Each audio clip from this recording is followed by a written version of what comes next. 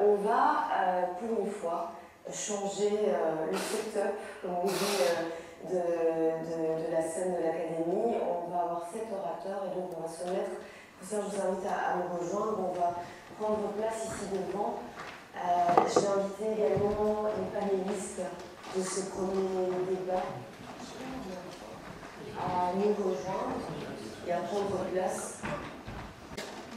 Je signale à tous ceux qui sont dans la salle, mais aussi à tous ceux qui nous suivent sur Internet, que vous pouvez poser des questions dès le début de la séance. Pourquoi? Parce que pour vraiment stimuler l'interaction, on va essayer de faire en sorte de prendre les questions au fur et à mesure qu'elles arrivent. Si évidemment elles se mettent dans l'ordre des questions. Donc n'hésitez pas à nous les envoyer. Je n'ai pas d'ordinateur devant moi, vous voyez, mais j'ai mon téléphone et je sais que tout le monde a mon numéro à l'Académie, donc vous pouvez aussi m'envoyer les questions par SMS. Comme ça, je les verrai plus rapidement, autrement quelqu'un me les donnera et me les transmettra. Il me reste donc à présenter ces panélistes de renom qui ont accepté de nous rejoindre aujourd'hui. Et avec nous donc pour ce débat, la professeure Muriel Moser. Muriel Moser, bonjour, vous êtes biologiste de formation, vous êtes centrée en recherche sur la biologie du système immunitaire avec un intérêt particulier pour les cellules dendritiques. Vous avez été vice-rectrice à la recherche de l'Université de Bruxelles, directrice du laboratoire d'immunobiologie, doyenne de la faculté des sciences à l'ULB et coordinatrice du pôle ULB à Charleroi. On accueille également à vos côtés la professeure Sophie Lucas. Bonjour, vous êtes docteur en médecine et en sciences biomédicales, vous êtes professeur d'immunologie à l'UC Louvain. À l'Institut de Lille, vous dirigez un groupe de recherche centré sur l'identification des mécanismes par lesquels les lymphocytes T régulateurs et les cytokines qu'ils produisent inhibent l'immunité antitumorale chez les patients qui souffrent de cancer. Et votre groupe développe une approche d'immunothérapie du cancer. On sera amené à parler. Avec nous aussi la docteure Nathalie Garçon. Vous êtes pharmacienne, biologiste, docteur en biologie pharmaceutique et en immunologie. Alors, autrefois vice-présidente de la société GSK, vous avez dirigé le Centre global d'innovation technologique et adjuvant. Votre expertise en vaccinologie, et plus particulièrement dans le domaine des adjuvants, s'étend de la recherche à la production. Et après avoir été également directrice scientifique et générale de l'Institut de recherche technologique BioAster, vous êtes aujourd'hui consultante. Et vous m'excuserez évidemment de ne pas connaître tous ces détails par cœur, mais vous comprendrez que les biographies sont assez complètes. Également à nos côtés, le docteur Emmanuel Anon. Il est titulaire d'un doctorat en médecine vétérinaire. Il est aujourd'hui directeur de Visbio, avec plus de 20 années d'expérience dans la recherche et le développement de vaccins. Il a notamment dirigé la R&D mondiale des vaccins chez GSK pendant 7 ans.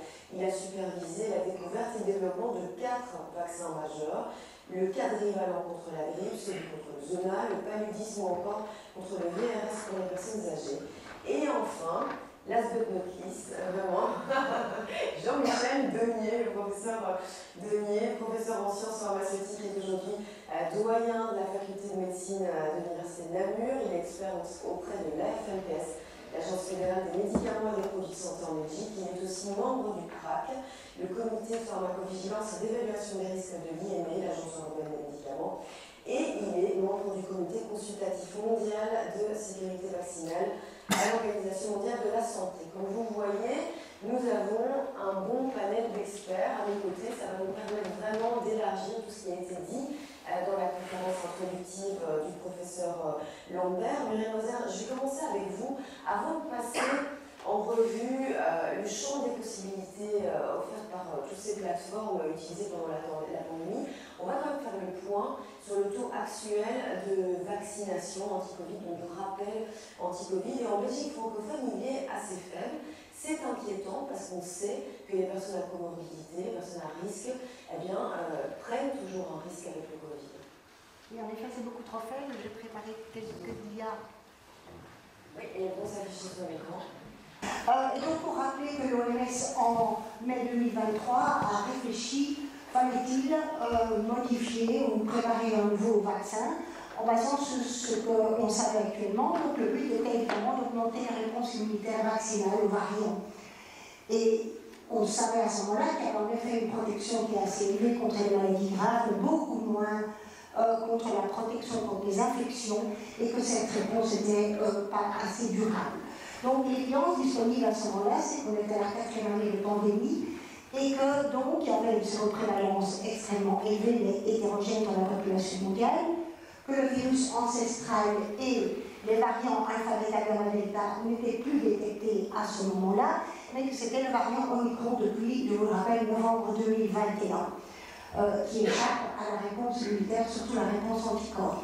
Et à ce moment-là, donc en mai 2023, les descendants de XBB1.1 prédominaient, et il a donc été décidé, étant donné que l'immunité hybride était plus efficace, c'est-à-dire après infection par le XBB, ça a été très bien démontré, et d'autres études précliniques des producteurs de vaccins, il a été décidé de préparer un nouveau vaccin qui est d'utiliser une lignée monovalente descendant de XBB1. Ils ont pris le XBB 1.5. Donc, diapositive suivante, si on voit quels sont les variants en Belgique, comme je vous disais, donc en mai 2023, c'était en effet le XBB 1.5 qui était prédominant. Puis après, il y a eu le EG5 que vous voyez ici, et les articles ont très bien montré qu'une vaccination contre le XBB 1.5 protégeait contre le G5. Et maintenant, ça c'est le dernier rapport de Scienzano, vous voyez que c'est le JN.1 qui est prédominant. Et ce qui a été montré par l'OMS, certaines évidences à vérifier que malgré la diminution de la neutralisation des anticorps, le vaccin monovalent XBB 1.5 devrait être efficace au JN1. Certaines évidences, c'était qu'il n'y a pas plus d'hospitalisation chez les 65+ en Belgique et à Singapour. Diapositive suivante montre simplement, voilà, pour répondre à la question de Vanessa, il y a beaucoup de personnes vaccinées en Belgique, que ce soit vaccinées ou immunisées après infection. Et dans la nouvelle campagne de septembre 2023, elle a commencé en septembre 2023, donc avec le monovalent XBB 1.5, 57% des 85+ sont vaccinés donc depuis septembre, 51% des 65-84 et 10% des 18-64. Le Conseil supérieur de la santé, je pense tout à fait à juste titre, recommande, étant donné que l'âge est le facteur de risque le plus important, ça a été bien discuté ce matin, une vaccination conjointe avec la grippe pour les plus de 65 ans et les personnes qui sont à risque, en particulier femmes enceintes, personnes avec un risque de masse corporelle élevé, immunodéprimées, présentant au moins une comorbidité. Et donc, quand on regarde le pourcentage des 65+ qui sont vaccinés aujourd'hui, il y a une forte disparité régionale, 65% en Flandre, mais seulement une trentaine de pourcents en Bruxelles, en Wallonie, ce qui, bien entendu, est beaucoup trop peu. Et je pense que j'ai encore une diapositive. Voilà pourquoi faut-il un rappel. Eh bien, je pense que le professeur Lambert a expliqué très clairement. On sait qu'il y a une diminution de la protection immune au cours du temps, et on considère maintenant, Scienzano considère vaccin depuis 6 mois ou depuis plus longtemps. C'est comme ça qu'on analyse la vaccination aujourd'hui. On sait que le rappel renforce la mémoire immunitaire, augmente la concentration d'anticorps neutralisants, mais aussi, comme ça a été dit très clairement, la maturation de la réponse humorale. Je vous rappelle qu'il y avait une insistance pour que toutes les personnes reçoivent un boost après la primo-vaccination, afin que le variant Omicron soit bien reconnu par les anticorps. Les anticorps au cours du temps deviennent plus affins, mais aussi sont capables de reconnaître une diversité, c'est-à-dire ici les variants. Et la réponse est plus durable, moins sensible aux mutations, elle protège contre les maladies graves, mais il semble quand même qu'un rappel, donc la mémoire immunitaire, favorise une localisation dans les tissus infectés et semble aussi augmenter le nombre de lymphocytes. Mais pour lymphocytes, la mémoire est moins claire. Donc pour terminer, on sait que la mémoire immunitaire est importante parce qu'il y a une évolution de la réponse immunitaire en parallèle à l'évolution et la mutation des virus. Merci Marie-Moser. Docteur Emmanuel Hamon, tout à l'heure j'ai retenu dans l'exposé du professeur Lambert 326 jours, c'est le temps qu'il a fallu pour faire un vaccin. Le CEPI, si je ne me trompe pas, une source prévoit un plan pour 100 jours la prochaine fois. Là, ce qui a pu aider, c'est qu'on savait qu'il fallait miser sur la protéine spike. Oui, tout à fait. En fait, c'est important de comprendre que le succès de la réponse contre la pandémie qui vient de se passer découle de plusieurs aspects. Tout le monde pense que les plateformes, Messenger RNA ou virus défectifs ont réellement fait la différence, certainement, mais pas seulement ça. En fait, en 2002-2004, on a eu en fait le risque d'une première pandémie qui était causée par un autre coronavirus, SARS-CoV-1, qui heureusement n'a pas provoqué de pandémie, mais qui a été à l'origine de pas mal d'initiatives de recherche sur le coronavirus et quel devait être l'antigène qui devait composer un vaccin contre ce virus spécifiquement. Et donc ces recherches ont commencé début des années 2000 et pendant plus de 15 ans ont eu lieu et ont découlé sur l'identification de la protéine spike pour les coronavirus. Donc cette information-là était connue avant même la pandémie. Mais c'est pas tout. Il y a un autre aspect qui est très important, c'est que le coronavirus ou le virus respiratoire syncytial sont des virus qui sont connus pour pouvoir, dans certains cas, l'antigène, s'il est mal formulé, peut induire, en fait, peut sensibiliser l'individu à une infection plus sévère lorsqu'il est infecté. Et en fait, pour RSV, c'est malheureusement une expérience qui a été faite dans les années 60, où les enfants vaccinés avaient plus de chances d'aller à l'hôpital que les enfants non vaccinés. Et on savait que pour coronavirus, ce problème pouvait aussi se passer. Et donc, il y a une notion, donc plusieurs hypothèses ont été émises. L'une d'elles était que non seulement il fallait le bon antigène dans le vaccin, mais il fallait aussi la bonne conformation. Et a découlé de ces recherches la notion de l'antigène doit être dans un état qui s'appelle prefusion, qui est une conformation très spécifique, qui est celle qui induit les anticorps neutralisants. Ces deux informations étaient connues avant la pandémie. Et donc, quand la pandémie a démarré, la séquence de l'antigène était connue et ça a permis, en fait, de très rapidement capitaliser sur les nouvelles plateformes qui ont été capables de délivrer ces vaccins extrêmement rapidement. Mais donc, le message clé que je veux donner ici, c'est qu'il faut continuer à faire de la recherche fondamentale sur tous ces virus qui sont à risque de causer une pandémie. C'est pour ça que ce que fait CEPI, c'est très très bien, et parce que c'est ce qui nous a énormément aidé. Sophie Lucas, professeur Lucas, je me tournerai vers vous, la plateforme ARN messager, vous l'utilisez. Vous faisiez partie de ces personnes qui connaissaient déjà ça avant la pandémie, même si à ce moment-là, évidemment, ça a été utilisé pour la première fois à grande échelle. Vous cherchez autre chose. Votre domaine de compétence de référence, c'est le cancer. Et cette plateforme, elle est aussi porteuse de pas mal d'espoir en termes de vaccination contre le cancer. Oui, absolument. Alors, je ne travaille pas du tout sur les vaccins dans le cancer, cette forme d'immunothérapie scientifique, et je ne pensais pas parler de mes propres travaux, mais effectivement, parler des espoirs que suscite la vaccination utilisant cette plateforme qu'est l'ARN messager dans le contexte des vaccins contre le cancer. Alors, pourquoi ces espoirs? On va y venir rapidement. Il ne s'agit pas de vaccination préventive contre le cancer. Celle-là, elle existe et elle utilise des antigènes qui sont déjà bien connus aujourd'hui, et c'est une action préventive d'infections virales qui secondairement peuvent causer des cancers. Et donc ces vaccins sont relativement bien disponibles aujourd'hui, notamment dirigés contre les infections par les virus HPV ou l'hépatite B. Ce qui nous intéresse ici, ce sont les vaccins thérapeutiques contre le cancer, c'est-à-dire les vaccins qu'on va chercher à administrer à des patients qui portent déjà un cancer, avec l'objectif de stimuler des réponses immunitaires anti-tumorales à des fins thérapeutiques. Ces vaccins-là sont beaucoup plus difficiles à mettre en place puisque les personnes sont déjà porteuses de la maladie.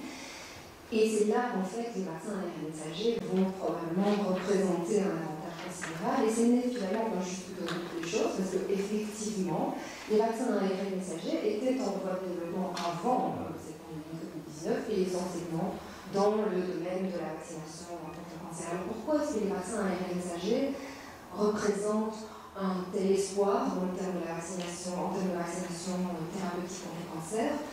Et bien parce qu'en fait, ils offrent des propriétés particulières qui leur confèrent un avantage des avantages, en fait, très particuliers dans le domaine de la vaccination thérapeutique contre le cancer. Alors, des avantages de ces vaccins comprennent notamment le fait qu'ils soient extrêmement bien tolérés, avec des toxicités très réduites et complètement transitoires, qui ne peuvent pas s'intégrer dans le génome et donc ne suscitent aucun risque de mutagénèse, qui ne sont pas à base de vecteurs viraux qui peuvent avoir une pathogénicité résiduelle, mais surtout à cause de deux éléments que je vais citer maintenant, ce sont des vaccins qui sont particulièrement adaptés à, en tout cas sous certaines formulations, sous certains modes d'administration, à l'induction de réponses cytolytiques, de réponses CTL d'une part, et deuxièmement, ce sont des vaccins qui peuvent être développés extrêmement rapidement, permettant ainsi d'envisager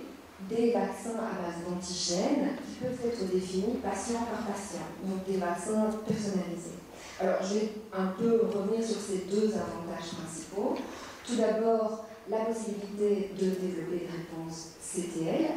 Les CTL, les lymphocytes cytolytiques, sont des lymphocytes cérébites qui sont stimulés, qui reconnaissent en fait des antigènes qu'ils ont rencontrés à un moment dans un organe lymphoïde secondaire. Et ces antigènes, reconnus par les lymphocytes cytolytiques, sont des petits peptides qui sont présentés à la surface des cellules cibles des CTL par des molécules du complexe majeur d'histocompatibilité classe 1, HLA classe 1, et ils proviennent de la dégradation dans le cytosol des cellules cibles de protéines par le protéasome qui sont alors présentées par les LHC de classe 1. Alors, ces lymphocytes cytolytiques sont vraiment la pierre angulaire des vaccins thérapeutiques contre le cancer, et les modes de délivrance de vaccins antigènes, qui permettent la présence des antigènes vaccinaux dans le cytosol des cellules présentatrices d'antigènes, effectivement absolument capital pour engager ces réponses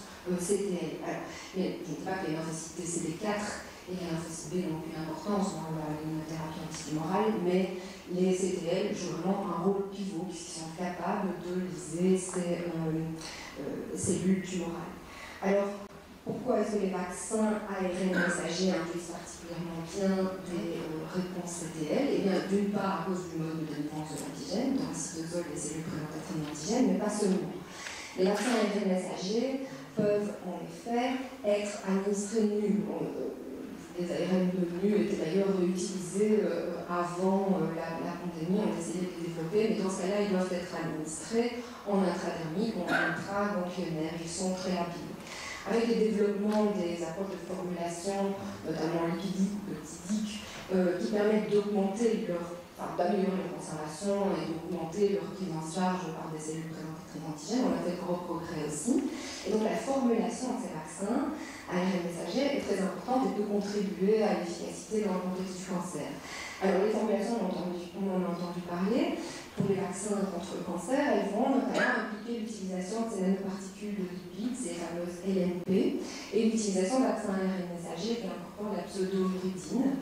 Et des vaccins de ce type sont ceux qui ont été utilisés contre SARS-CoV-2 et sont également utilisés dans certains cas pour des vaccinations thérapeutiques contre le cancer. Mais à nouveau doivent être essentiellement, ils sont dans ce cas-là injectés en intramusculaire. Ils induisent d'excellentes réponses anticorps, des réponses T également. Mais quelque chose d'extrêmement intéressant qui est en train de se développer, c'est l'utilisation des lipoplex pour administrer ces vaccins ARN messagers. Ces lipoplex sont en fait des enveloppes liposomales qui contiennent des composés aussi cationiques qui interagissent particulièrement bien avec les ARN messagers chargés négativement et qui permettent en fait l'administration, alors certes également intraganglionnaire par exemple, mais aussi intraveineuse. Et il a été montré que cette administration intraveineuse répétée d'ARN messagers codant les antigènes de tumeur dans des lipoplex pouvait induire de très très fortes réponses CD8. Donc, un des avantages des ARN messagers au vaccin contre le cancer. Deuxième avantage, c'est cette rapidité potentielle de développement de nouveaux vaccins qui peut être très importante quand les antigènes contre lesquels on va essayer de vacciner sont des antigènes individuels qui doivent être définis patient par patient. Alors, dans ce cas-là, il faut se souvenir que pour les vaccins contre le cancer, comme pour les vaccins anti-infectieux, comme on l'a rappelé le docteur Hamon, le choix des antigènes maximaux est absolument capital. Il faut savoir que les antigènes reconnus à la surface des cellules tumorales par les lymphocytes cytolytiques, ils ont été découverts sur Belgique dans les années 90 par le groupe de Thierry Beaune et ses collaborateurs à l'Institut du. Et donc on connaît très bien aujourd'hui, grâce aux travaux de Thierry Beaune, ces antigènes de tumeurs reconnus par des cellulites. Alors il en existe en fait 5 catégories, dont 3 correspondent à des antigènes qui sont strictement spécifiques des cellules tumorales, c'est-à-dire qu'ils ne sont pas exprimés à la surface des cellules somatiques normales de l'organisme. Et ce sont ces antigènes-là qui sont les antigènes de choix pour induire des réponses CD8 dans le contexte de la vaccination thérapeutique, parce qu'en fait c'est grâce à cette spécificité tumorale qu'on obtient un gage d'absence de toxicité de ces vaccins thérapeutiques contre le cancer. Alors, parmi ces 3 catégories d'antigènes strictement spécifiques des cellules tumorales, il y a notamment les antigènes de la famille de type MAGE, qui correspondent aux premiers antigènes qui ont été découverts de ce type et qui sont codés par des gènes qui sont absolument normaux dans les cellules tumorales. Ils ne sont pas mutés, mais ils sont silencieux, ces gènes, dans toutes les cellules somatiques normales. Ils sont réactivés dans les cellules tumorales d'un très grand nombre de types histologiques de cancer différents. Ce qui fait que ces antigènes sont particulièrement intéressants parce qu'ils sont non seulement spécifiques de tumeurs, mais ils sont aussi partagés par plusieurs patients, ce qui permet en fait de fabriquer des vaccins qui pourraient être utilisés par plusieurs patients. Mais une deuxième catégorie d'antigènes spécifiques de tumeurs également utilisés, ce sont les néo-antigènes. Je suis certaine que vous en avez tous entendu parler, c'est ça qu'on les a rebaptisés récemment. Et ces néo-antigènes sont en fait codés par des gènes qui sont mutés dans les cellules tumorales. Alors, il y a une énorme majorité des cas de mutations non synonymes passagères, c'est-à-dire induites de manière aléatoire dans les cellules tumorales qui ne contribuent pas à la l'oncogénèse et qui sont donc, comme elles sont aléatoires, propres à la tumeur d'un patient donné. Ce sont donc des mutations individuelles. Elles sont extrêmement intéressantes, ces mutations, puisqu'elles codent pour des antigènes mutés, et c'est là que le grand espoir avec les vaccins à ARN messager et la vitesse possible de développement des vaccins à ARN messager vient, parce qu'en fait, pour pouvoir identifier ces mutations qui encodent des néoépitopes, il faut pouvoir disposer d'un temps, énormément de temps, dans le cas de la vaccination contre le cancer. Donc il faut pouvoir déterminer, identifier ces mutations par séquençage de l'exome complet des cellules tumorales et de l'exome de cellules normales du même patient, donc 2 séquençages d'exome. Une mutation non synonyme ne veut pas dire nécessairement génération d'un néoépitope, il faut encore que le gène muté soit exprimé dans les cellules tumorales, il faut que la protéine traduite à partir de ce gène muté soit apprêtée par le protéasome pour donner naissance à des peptides mutés qui vont pouvoir être présentés sur une des 6 molécules HLA-Cas1 des cellules tumorales. Il faut pouvoir donc prédire ces épitopes et puis seulement commencer à synthétiser les vaccins à ARN messager. Et c'est là l'espoir qu'on a avec ces vaccins à ARN messager. Il semble qu'il suffise de 9 semaines entre l'obtention du matériel génétique de la tumeur et toutes les étapes que je viens de décrire et la production, la définition et la production d'un ARN messager qui pourra alors servir à immuniser un seul patient. Ces ARN messagers peuvent généralement une dizaine à une vingtaine de néoépitopes qui sont mutés, présentés par les molécules HLA-Cas1 et Cas2. Et donc la grande nouvelle, le grand espoir, c'est qu'aujourd'hui, grâce aux ARN messagers, ça semble faisable. Merci, professeur Lucas. Nathalie Garçon, je me tourne vers vous. On a vu dans le topo du professeur Lambert, on a parlé des vaccins à adjuvants. Et on a vu que pendant la pandémie, ils avaient été de facto un peu mis de côté, pas parce qu'ils n'étaient pas efficaces, mais parce qu'il fallait plus longtemps finalement pour les produire. Est-ce que ça voulait dire condamnation? On n'a pas vraiment l'impression, parce qu'aujourd'hui, ils sont en train de revenir en force, mais plutôt dans le sens d'une complémentarité. Donc, si on regarde pendant la pandémie, il y a eu essentiellement 3 vaccins adjuvantés qui ont été enregistrés. En fait, un qui est basé sur 2 technologies différentes, qui ne sont pas des nouvelles technologies. La technologie des émotions date des années 60. Il y a eu des vaccins avec des sels d'aluminium, l'aluminium date de 1920, donc ce n'est pas vraiment des technologies nouvelles. Et un vaccin qui était basé sur un nouvel adjuvant, mais qui est dans un vaccin qui a été enregistré pour la malaria, dans le contexte de l'OMS. Donc ces adjuvants existaient. Leur force, et je crois que la première chose, c'est que clairement, je pense que Paul-Henri l'a dit, dans le contexte d'une pandémie, il faut tabler sur des adjuvants qui ont déjà été utilisés, pour lesquels on connaît la stabilité, la production, on est capable de les produire en grande quantité rapidement. Et c'est certainement la première condition. Alors un adjuvant sans antigène, ça ne sert pas à grand-chose. Et donc il y a eu ce délai par rapport à l'apparition des antigènes recombinants. Ces 3 vaccins, en fait, ont été basés, enfin les 3 malheureusement n'ont pas eu de chance. Pour un, il y a eu un problème d'antigène, donc il a fallu recommencer. Pour le deuxième, je pense que les échelles nécessaires à la production n'étaient pas encore là.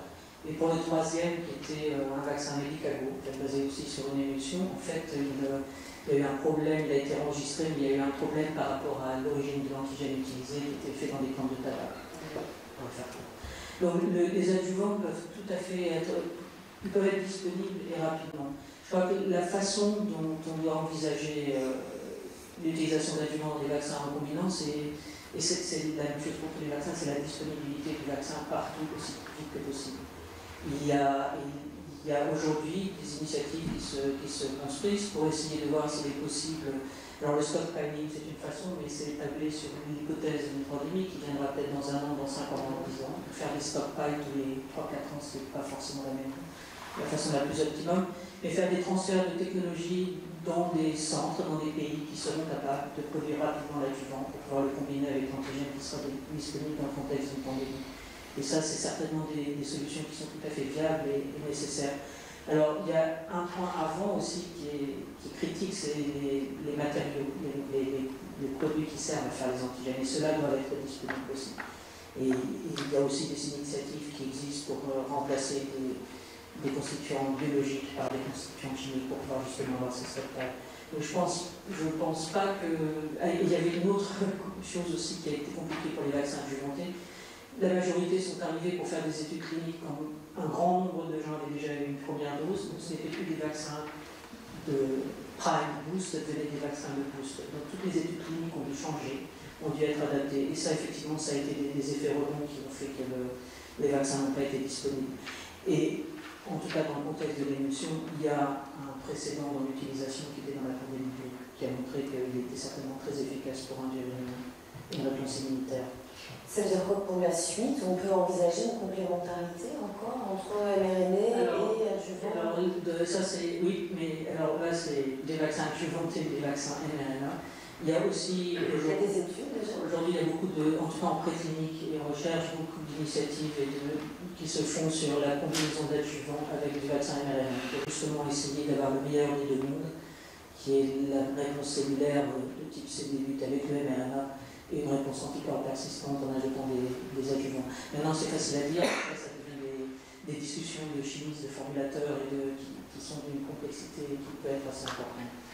Et de fait, les particules utilisées pour le mRNA sont adjuvantes de façon agnostique, qui n'est pas spécifique, mais adjuvantes. Mais effectivement, il y a l'avenir pour le monde dans la communauté de l'humain. Je suis un petit peu teasy, mais restez avec nous si vous êtes intéressés par le transfert de technologie, puisqu'on en parlera cet après-midi. Merci de m'avoir permis cette petite incursion dans le programme de l'après-midi. On va avoir quelques minutes. Et le professeur Antoine Flahault qui sera là pour parler de ça tout à l'heure avec nous.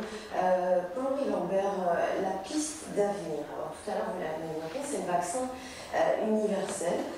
Leur développement, il repose un peu sur la synthèse de tout ce qu'on a appris pendant la pandémie, en fait. L'idéal pour un vaccin universel, c'est de pouvoir le faire avant la pandémie. Et en espérant que ce vaccin fonctionne et ne fout pas en l'air la protection que l'on veut pour lorsqu'une pandémie émerge. Donc, prenant le temps. Donc on peut réfléchir, et disons dans ce domaine, on voit que la structure des antigènes utilisés est essentielle et qu'on voit que l'intelligence artificielle contribue énormément à la construction de structures qui présentent un intérêt. Donc je crois qu'on peut espérer, mais je crois que ça prendra encore un certain temps. Et ça veut dire quoi potentiellement, si on arrive à se préparer comme ça, on pourrait se dire à un moment il y a une pandémie qui arrive et on est prêt. On est prêt à les gagner. On est prêt, si on voit la pandémie émerger, on peut disposer rapidement peut-être d'un outil susceptible d'éviter la mortalité. Parce que, bon, l'infection pose des problèmes, mais l'infection sévère en pose beaucoup plus. Hein. Jean-Michel Denis, on parle de pharmacovigilance depuis le début de la pandémie. Pour vous, c'est toujours en cours. Hein, à l'IME, la FNPS, enfin, toutes les agences réglementaires sont toujours en train de screener les effets secondaires, de voir si tout se passe bien. Il y avait une masse de signalements qui était hyper importante, qu'on n'a jamais vu. En fait, on n'a jamais vacciné autant de personnes en même temps contre la même chose. Vous avez manqué d'une aide qui aurait pu être précieuse, c'était l'intelligence artificielle, et on y revient parce qu'en quelques secondes, on en reparle de cette intelligence artificielle. Oui, donc on a été relativement préparé, mais pas préparé à tout et à toutes les situations. Et pour les futures pandémies, mais déjà celle-ci, on a fait les chiffres de Muriel, si on enlève l'effet de la transmission, les vaccins ne marcheront pas si on ne les prend pas, ou s'ils ne sont pas administrés. Donc c'est le risque aujourd'hui majeur de la discipline vaccinale, mais également de l'impact qu'a eu les effets indésirables perçus ou réels de la vaccination sur la campagne de vaccination. Alors j'ai pris quelques chiffres qui ne sont pas les plus récents puisqu'ils évoluent, mais en tout cas, rien qu'en Europe, si on prend l'Angleterre en plus, on a à peu près 1 milliard de doses de vaccins qui ont été administrées jusqu'à maintenant. Et en mai 2023, on a eu 1,7 million de rapports d'événements indésirables associés à ces vaccins. Alors, je veux associer justement cette analyse de données à ce qui a été mis en place et ce qui a été préparé, ce qui doit aujourd'hui continuer à être préparé, puisque si on rate sa préparation, on prépare son ratage, ça c'est une évidence. Et ici, on sent que beaucoup estiment que la pandémie et le Covid est derrière, et donc on peut laisser un peu tomber quelque part ce qui a été mis en place. Et donc là, il y a certaines choses qui ont été mises en place et d'autres qui doivent être continuer à mise en place, dont on parle relativement peu. Donc, avant la pandémie ici de Covid, on a eu la chance, quelque part, d'avoir la pandémie H1N1 2009, qui a été beaucoup moins grave qu'annoncé. Et donc il y avait déjà le concept de la nécessité d'identifier des événements indésirables spécifiques dont il fallait déterminer les taux d'incidence de base. Et donc on a eu l'épidémiologie qui nous a permis pour toute une série d'événements indésirables de déterminer les taux d'incidence de base stratifiés par groupe d'âge et stratifiés par sexe, qui était majeur pour la plupart des événements indésirables, puisque par après l'évaluation des risques associés au vaccin, en l'occurrence, quand on sait qu'on a vacciné certainement 70% d'une population sur des délais de 6 mois à 8 mois, par définition, chacun va être associé par après à des maladies qu'il aurait eu éventuellement. Et donc, on va déterminer ces taux d'incidence de base d'événements associés à la vaccination qui sont des maladies réelles, et puis, par après, déterminer ce qu'on appelle des cas observés, est-ce qu'ils sont plus fréquents que ce qui sera attendu. Et donc, pour ça, ça nécessite une préparation épidémiologique. Car en fait, aujourd'hui, plus que jamais, cette préparation épidémiologique des taux d'incidence de base de la plupart des événements, que ce soit rares ou plus fréquents, doit être revue. Pourquoi est-ce qu'elle doit être revue? Parce que justement, le Covid a changé l'épidémiologie de toute une série de maladies. Aujourd'hui, si on doit revacciner demain, on ne doit plus utiliser les données épidémiologiques qu'on utilisait effectivement il y a 10 ans.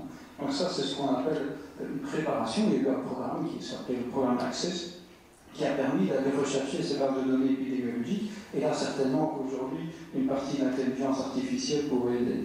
Et ça permet de déterminer ce qu'on appelle des signaux. Est-ce qu'on a plus d'événements attendus que d'événements qui sont survenus avec le vaccin, ou est-ce que c'est l'inverse, on a plus d'événements associés à la vaccination que d'événements attendus. Et donc c'est ça qui permet de déterminer un signal. Deuxièmement, dans ces fameux 1,7 million d'événements indésirables, rien qu'en Belgique, à titre d'information, sur une journée, on a reçu 50% d'événements indésirables qu'on a sur la totalité des médicaments en un an. Vous donnez aussi une idée de... Mais d'événements indésirables, ça ne veut pas forcément dire des choses graves. ça veut dire des événements indésirables déterminent la gravité sur la nature du cas. On peut avoir des événements plus ou moins graves, avec une migraine peut-être plus ou moins grave suivant sa nature. Et donc, non, pas forcément uniquement des événements graves, mais en tout cas, quand vous cherchez des événements graves plus spécifiques et vous êtes noyé par d'autres événements, ça n'aide forcément pas, parce qu'on les a fait de la même façon. Et donc, ce qui est important, c'est d'aller maintenant rechercher dans les bases de données. Donc, plutôt que l'intelligence artificielle qui a pour objectif d'identifier ce à quoi vous ne regardez déjà pas, il y a regarder ce qu'on a disponible qui permet de faire des analyses, ce qu'on appelle le big data ou data mining. Et là, ce qui est intéressant, c'est d'aller chercher des données de rapports spontanés d'événements indésirables, mais qui sont lacunaires en termes de descriptifs, qui sont lacunaires en termes de sous-reporting, mais surtout d'aller chercher dans ce qui existe. Et là, on est très mauvais dans beaucoup de pays, à la différence peut-être des pays nordiques, ça a été mentionné, à savoir les bases de données cliniques et les bases de données de médecine générale.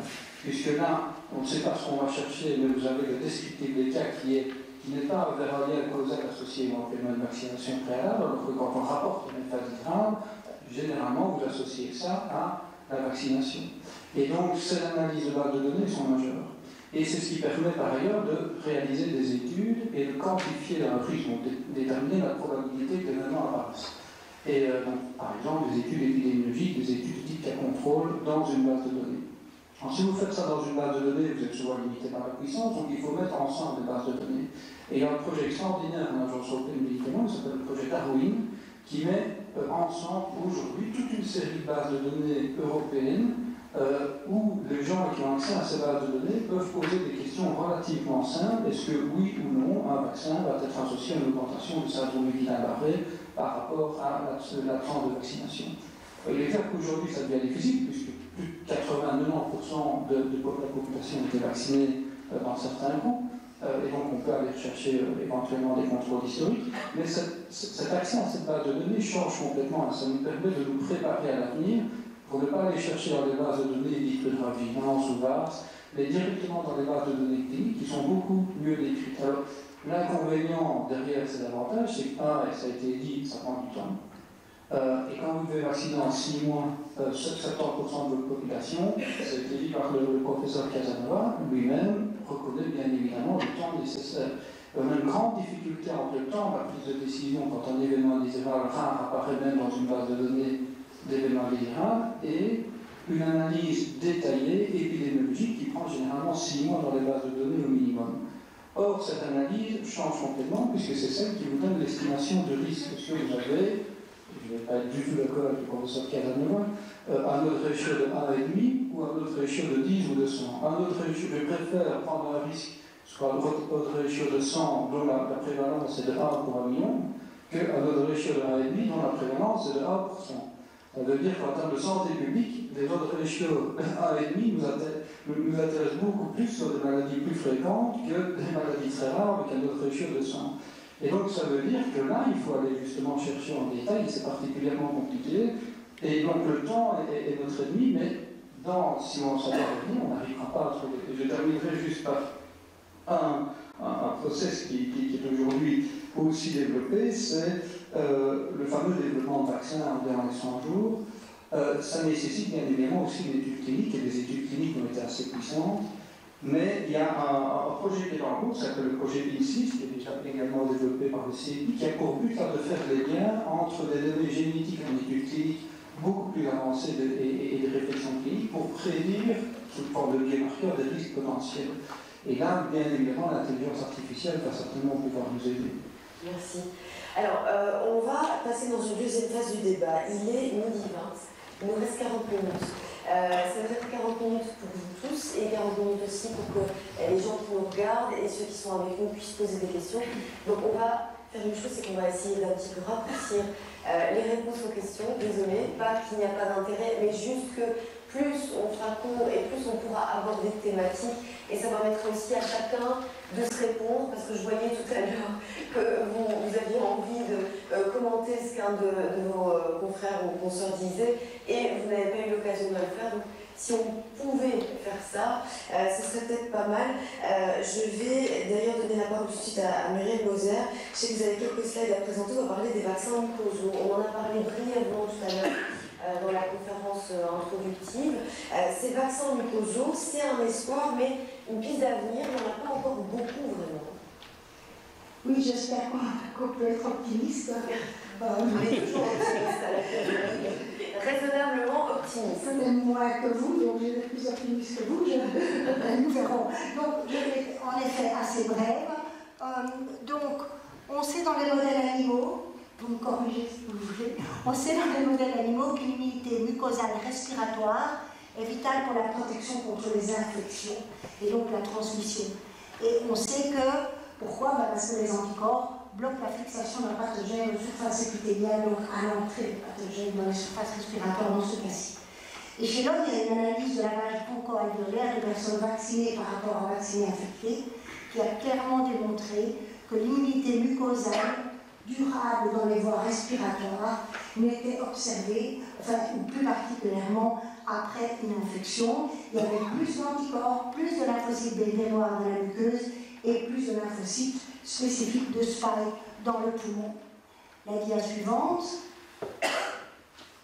montre simplement c'est quoi en fait une réponse immunitaire mucosale. Il y a deux choses qui sont importantes ici.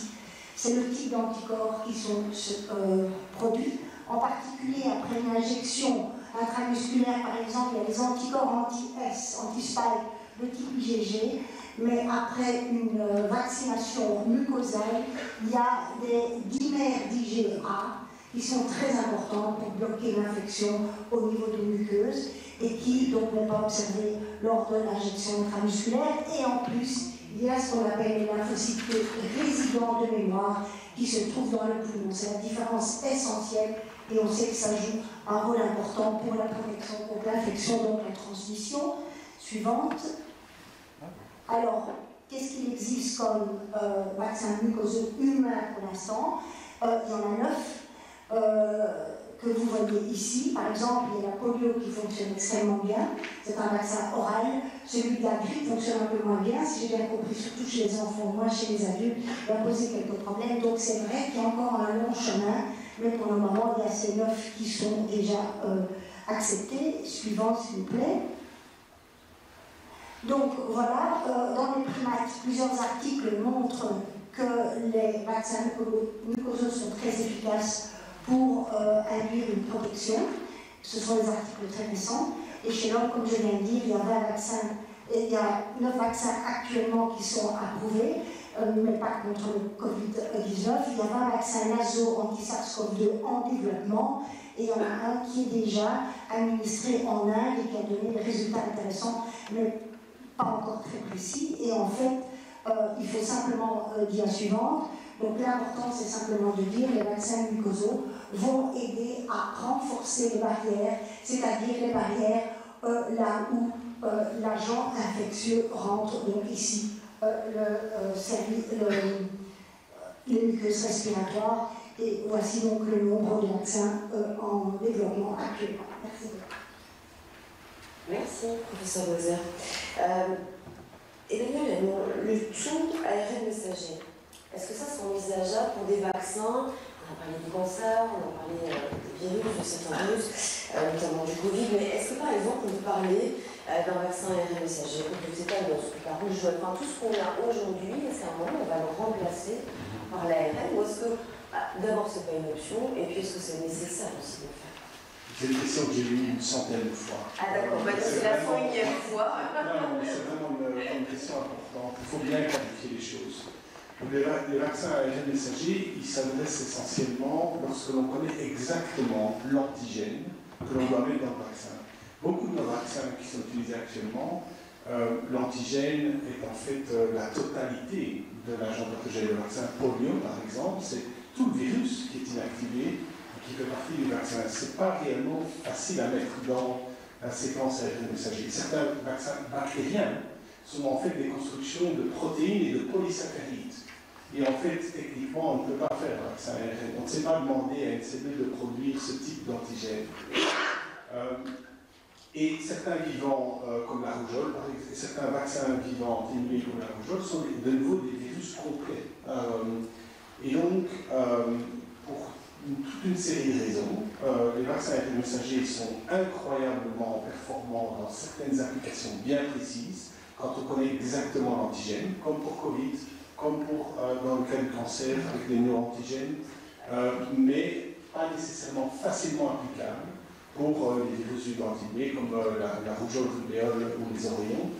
Et quand on parle par exemple des vaccins pour les enfants, qui sont souvent des vaccins qui combinent six différentes valences ensemble, faits de vaccins bactériens, de virus complets et de quelques sous-unités, il est peu probable que ce remplacement ait lieu avant un bon bout de temps. Ceci étant dit, dans certains domaines, par exemple le virus respiratoire, je pense qu'il y a beaucoup d'opportunités qui existent et on verra bien comment les choses vont évoluer. Nathalie Garçon, vous avez fait partie aussi de l'industrie pharmaceutique et c'est toujours un éclairage qui est assez intéressant parce qu'il y a tout ce qui se passe évidemment en recherche et puis il y a aussi la façon dont on voit les choses dans le milieu industriel. Est-ce qu'aujourd'hui vous avez l'impression qu'on est à l'aube d'une grande révolution et qu'on va redistribuer les cartes, ou est-ce qu'au contraire, comme disait votre confrère, on va au contraire continuer à progresser, à cheminer Pour la faire courte. Ouais. Non mais courte en 4 minutes, hein, moi je veux bien. Seul l'avenir le dira. Mais de fait, aussi puissante qu'elle soit, la technologie mRNA pour des vaccins prophylactiques a encore un certain nombre de choses qui doivent être clarifiées, améliorées, optimisées. Et il est clair que, comme le disait Manu, des vaccins basés sur des pathogènes complets, des vaccins basés sur des sucres et polysaccharides, aujourd'hui, le mRNA ne peut pas faire ça. C'est quelque chose qu'il ne peut pas faire. Et il y a encore beaucoup de choses, enfin il y a encore un certain nombre de choses à régler. Je crois que en 2009, on avait dit que la pandémie de grippe a permis de montrer la puissance d'une émulsion. Il y a eu des revers aussi. Je pense que la pandémie-là a montré la puissance de la plateforme mRNA, il n'y a aucun doute là-dessus. Mais je crois qu'elle a encore besoin d'être maturée, d'être améliorée, d'être renforcée. Des vaccins multivalents, par exemple, même des vaccins multivalents grippe ou d'autres, vous rajoutez du mRNA, vous rajoutez des nanoparticules, vous rajoutez de la réactogénicité. Donc il y a beaucoup de choses qui doivent encore être améliorées, ce qui ne veut pas dire que ça ne peut pas être fait, mais il y a encore du travail à faire pour passer à la deuxième génération, je pense. Sophie Lucas, je reviens vers vous. Concernant les vaccins contre le cancer, vous travaillez sur l'immunothérapie. Est-ce que c'est quelque chose qu'on va combiner avec l'immunothérapie ou est-ce que c'est quelque chose qu'on va donner isolément? Non, c'est quelque chose qu'on combine déjà et pas seulement aux autres formes d'immunothérapie. Les vaccins, c'est l'immunothérapie en antigène spécifique et les autres formes d'immunothérapie qu'on utilise en immunothérapie, c'est l'immunothérapie en antigène spécifique. Mais je voudrais juste rappeler la nécessité, dans le contexte de la vaccination thérapeutique et des vaccins à un messager même personnalisé, c'est cette nécessité, ce délai de 9 semaines minimum pour la production de ces vaccins personnalisés. Ce qui implique nécessairement dans le contexte du cancer une combinaison avec d'autres approches thérapeutiques. On ne peut pas se permettre d'attendre un délai de 9 semaines pour commencer un traitement chez un patient qui confirme un diagnostic de cancer. Donc on va combiner ces vaccins à probablement à peu près tout, mais notamment d'abord à la chirurgie. Pour l'instant, dont on envisage ces vaccins à ARN messager en adjuvant, ça ne veut pas dire des vaccins adjuvantés, ça veut dire en adjuvant du traitement chirurgical, bien sûr, c'est-à-dire le traitement chirurgical étant le traitement pour l'intention à visée curative. Et puis on peut ensuite se trouver dans une situation où on a le temps de faire des vaccins. D'abord, la chirurgie donne accès au matériel génétique pour déterminer la nature des épitopes, permet de donner le temps pour la fabrication des ARN messagers.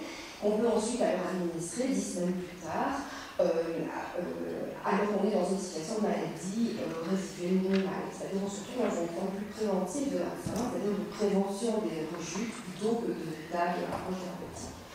Mais bien sûr aussi l'autre espoir, c'est de combiner ça avec ces immunothérapies à base d'anticorps immunostimulants, comme les anti-PD1 et les anti-PD1. Et en fait, ou d'autres formes d'immunothérapie à base d'anticorps immunostimulants, comme celles qui sont développées, celles qu'on fait dans notre laboratoire, etc.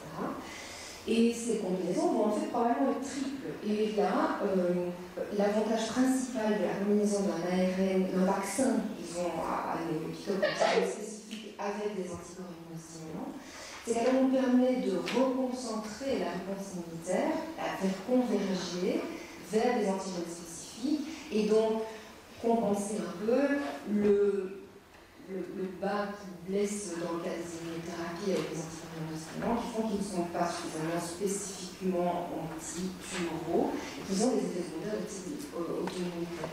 Donc cette convergence de la combinaison d'approches antigéniques spécifiques et immunostimulantes de manière plus globale est vraiment très intéressante. Et aujourd'hui, il y a eu une étude publiée l'année passée, au mois de mai en 2023, dans Nature, où une magique collaboration entre le Memorial Sloan Kettering Cancer Center, BioNTech qui produit des vaccins du complexe ARN messager codant en néoépitope et Genentech qui produit des Evolizumab qui est un anti-PD-L1 qui ont ensemble mené une étude dans le contexte d'un cancer extrêmement difficile à traiter qui est l'adénocarcinome du pancréas.